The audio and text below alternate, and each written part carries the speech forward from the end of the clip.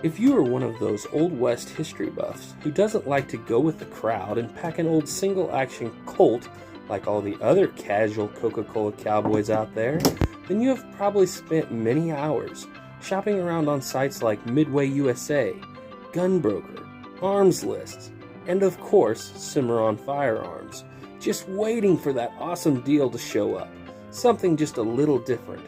And one day, there it is, the replica all true history buffs dream of owning, the Uberti replica of the Smith & Wesson Schofield revolver. And it's on sale. You pinch yourself to make sure you're not dreaming. How could such a beautiful and superior weapon be sold at such a low price? Only twice the cost of a Colt clone. With shaky hands and knees knocking, you rise from your computer. You sneak out of the room and down the hallway,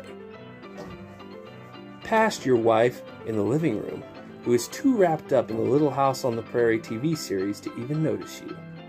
Down to the laundry room you sneak, where you know your wallet's in the back pocket of yesterday's jeans. Sneaking back to the computer, you sit down, insert your information, and place the order. After which you lean back and sigh in relief. After all these years, you have accomplished your life goal. You did what? A few days later, you slowly stroll on down to your local gun store. A more patient man was never born. The man behind the counter attempts to sell you the wrong gun.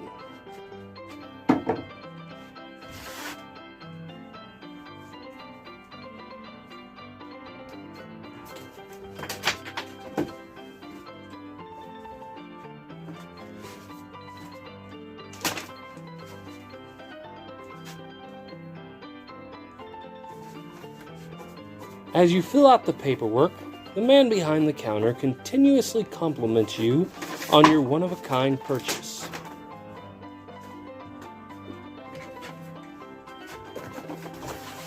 You carefully open the box, and there it is, the weapon of your dreams.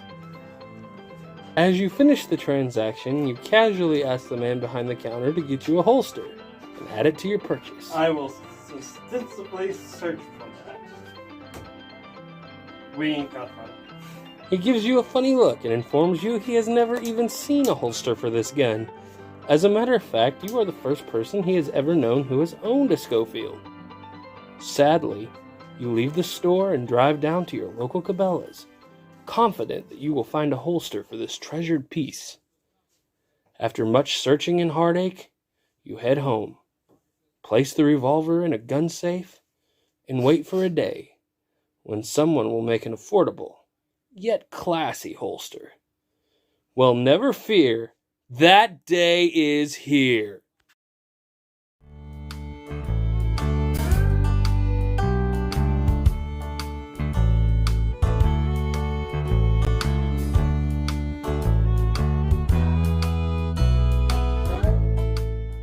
Hello everybody, this is Garrett here with 11 Bang Bang. I hope you enjoyed that little skit. You wouldn't believe it, that was one of the hardest things we ever had to film. I think we did it 6 times for all the laughing that was involved. Alright, so what we got here. This is a triple loop Schofield holster. These are kind of hard to come by. Now, we purchased this Smith & Wesson Schofield, the Uberti replica, not too long ago. And we've tried it in several Colt holsters, even Dragoon holsters, a lot of other holsters. And the trouble you constantly run into is the Schofield latch.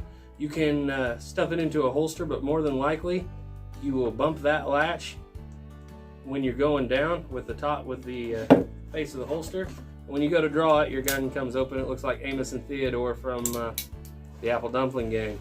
You don't want that. So, what we did was we got in contact with DukeFrazierProductions.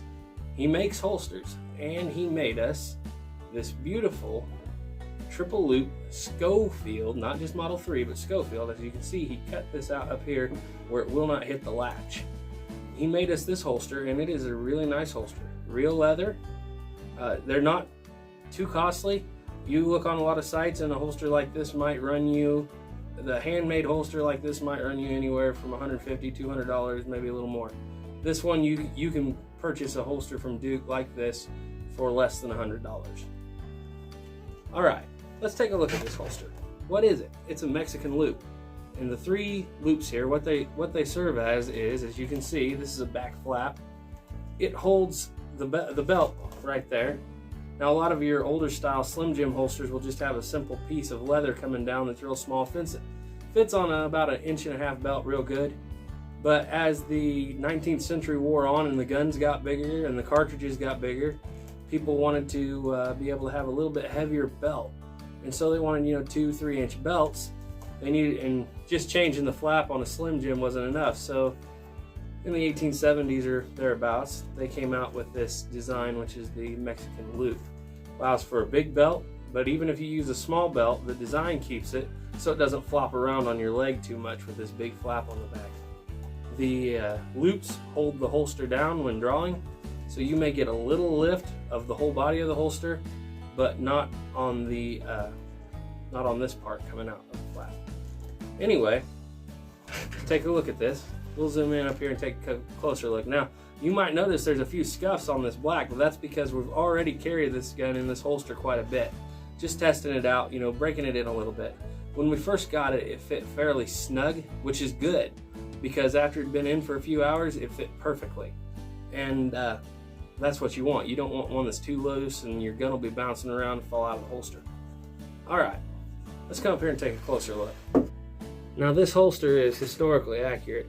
Duke does a good job finding pictures of holsters and making 100% sure this holster could be used in any reenactment of any era, past the mid 1860s up until this holster would do any reenactment all the way up to the 1920s, I would imagine, and beyond. Duke sells a lot of holsters. He has the full flap, civilian half flaps, cross draws, Slim Jims. He even has a 1911 holster. So if you're in the market for a good holster and you don't want one of those Cabela's holsters with the snap, which is not historically accurate at all, I suggest you go on over and check out Duke Frazier Productions.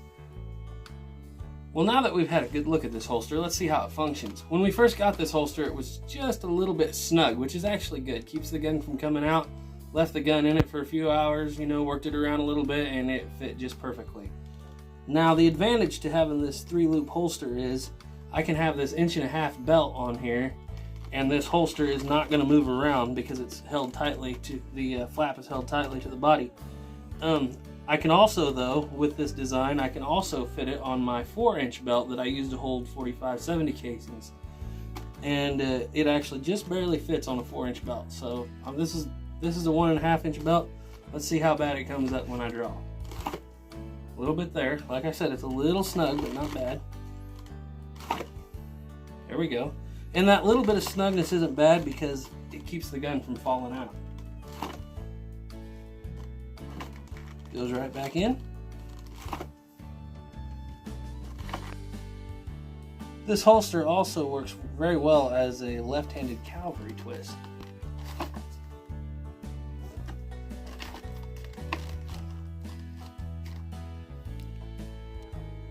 Alright, so you've seen this holster up close and you've seen it in action. Let me tell you what I personally think about this holster. Personally, I couldn't be more happy. We have tried several holsters with this Schofield, and it turns out that finding holsters is a real pain because you either find some fake one on some website, they might want $30 or $40 for, but it's not even made out of real leather. Or you might wind up going and paying, like I said, $200 to $300 for a custom-made holster. Now, Duke took his time with this. He looked at a lot of pictures. This is historically accurate. Like I said, you're not going to find many deals for under $100 like this. It's well crafted, it's well made, it's made out of good leather. He makes each holster on a mold to the gun that you want instead of trying to make one holster to fit all. If you would like a holster from Duke Frazier, go to DukeFrazierProductions@gmail.com. Make sure that you give yourself plenty of time because he will have to craft this holster for you. Make the order with him and I guarantee you you will be as pleased with your holster as we are with ours. Well, if you like this kind of thing, like and subscribe. We will be having more of Duke's holsters on the channel in future months. And go check out DukeFrazierProductions. He has a lot of cap and ball videos. He is probably one of the foremost authorities on Colt revolvers. And thank you for watching. Bye.